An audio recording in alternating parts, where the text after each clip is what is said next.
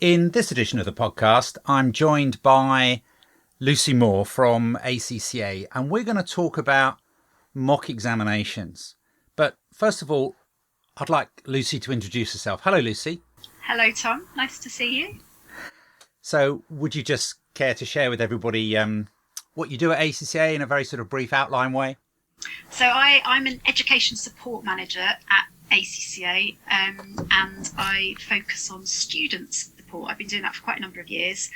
So I look after things like student webinars, maybe support videos that we put on our YouTube channel, resources to support when there's a change in the qualification, perhaps things like that. So I think your voice might be familiar to many people tuning in today. Possibly. So you're a keeper of many secrets, but I would like to know whether there's any evidence about mock exams, whether there's any hard and fast evidence that doing mock exams actually improves the chances of a student passing the exam.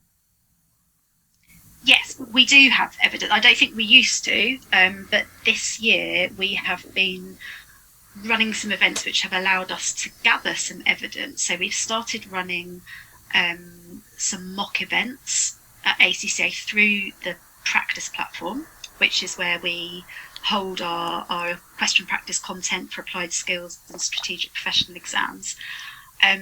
So for the past 2 or 3 exam sessions, prior to the exam session, we have released a new mock onto the practice platform, and then we've communicated with students, encouraging them to complete that mock. We've provided them with debrief videos to help them understand how they performed in that mock. And so going back to the June 22 mock event, we did some analysis after that event had taken place.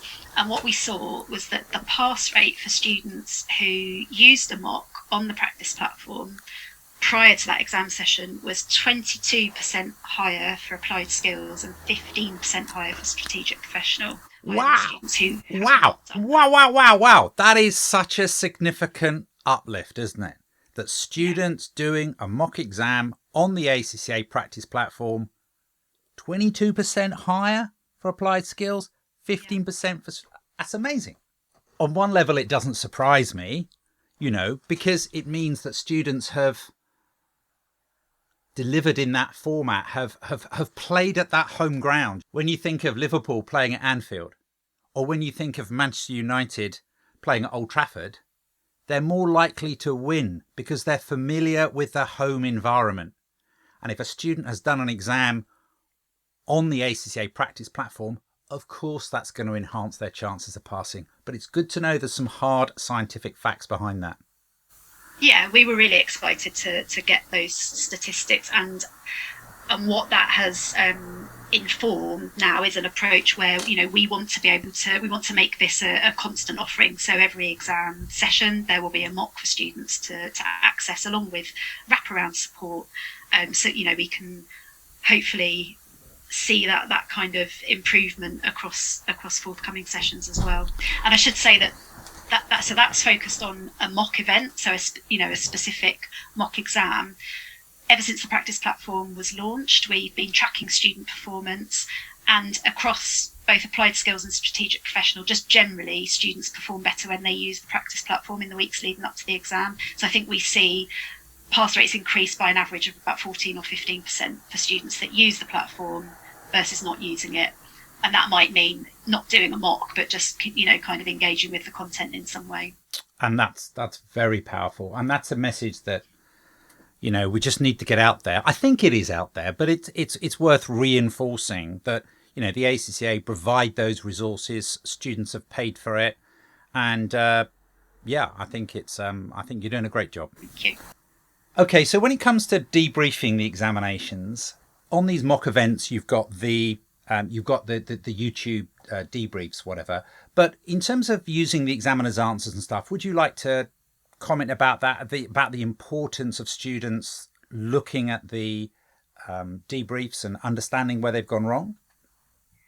Yeah, sure. So, thinking about debriefing as a concept when you're doing question practice, there is just no point in doing practice questions, especially doing a full mock, and then not spending any time reviewing how you did it. So really, the amount of time that you put aside to do a mock exam, you should be allowing that amount of time again for going through your answers to that mock, and trying to sort of pick out maybe areas you need to improve on, or whatever.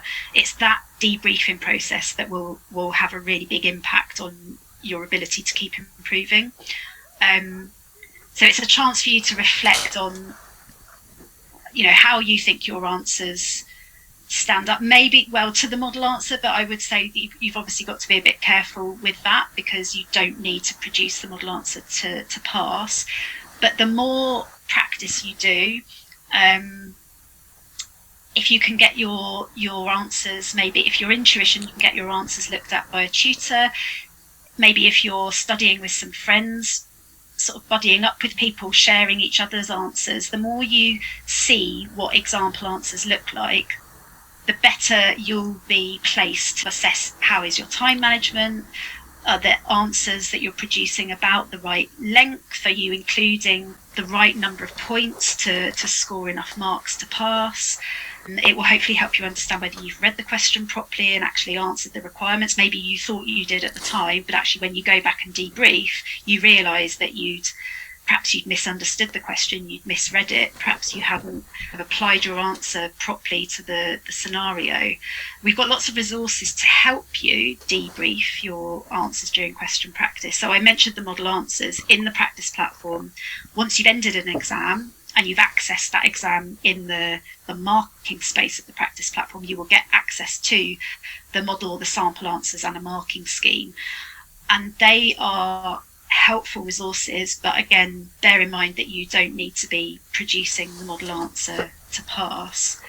We also have really nice video content for each exam on our Study Support Resources YouTube channel, specifically focused on helping you debrief your answers, because it is a skill you need to learn. And these videos, they pick 2 or 3 questions in each video and they look at some example answers, and so definitely not the model style answer, but realistic student answers. And they show you how to go through, firstly show you how to use the practice platform functionality to allocate marks to yourself, but also they just give you a bit of a steer in some of the techniques to consider when you are trying to assess your own answers, give you some pointers on identifying how well you might have performed. Wow, that's a long and rich answer there. You've got some amazing resources there. I listening to what you were saying there, it reminded me of when I was a student, because I used to study with a mate, and I was quite good at the audit and he was quite good at the financial management, and we'd always go to the pub afterwards, after the class, and I would be explaining to him what the teacher had said about the audit. He was my study buddy. And what I've now learned as a tutor is that it's a win-win situation with a study buddy. And in fact, the person who almost wins the most is the one who's slightly stronger, is the one who's doing the explaining, helping out the other, because exams are all about output. They're all about explaining. They're all about putting things in your words. All right. And so it's really important that, I think, as you've said, students do the exams. And I really like the way you said, and spend as long looking at the debrief, understanding what you've done right for building your confidence, and not just understanding where you've gone wrong, but how then you're going to correct that. What resources you're going to use. Is it a technical issue that you just didn't understand something? Had you misread the question? Or is it about you just need to get a little bit quicker? Time management is absolutely key to all of these things, isn't it? Yeah. So let me ask you my final question. Why can't we just rote learn the answers? Why can't students just take the examiner's answer and that's obviously correct? Why can't they just rote learn that? And isn't that the right way to go? He says mischievously.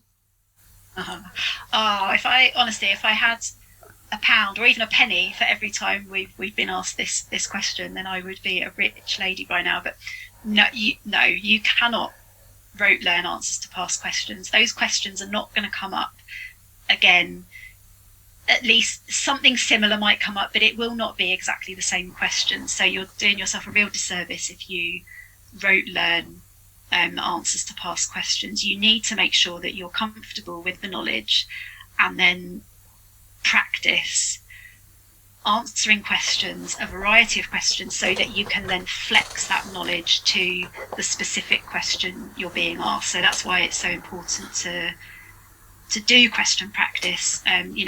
Doing at least one mock, ideally two, but building up to that question practice, that final kind of mock exercise. Doing it to time, doing it closed book, having a study buddy, getting it marked by your tutor, understanding that the examiner's answer is not what you're going to be producing, that the examiner's answer is something to admire or to be inspired by, but that is not what it takes. You're not expected to produce an answer of that depth or that length or that quality in order to pass.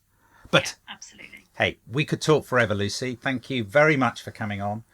If you want help and support in SPR, if you want your mocks marked and support in debriefing, just please get in touch with me. Thank you very much.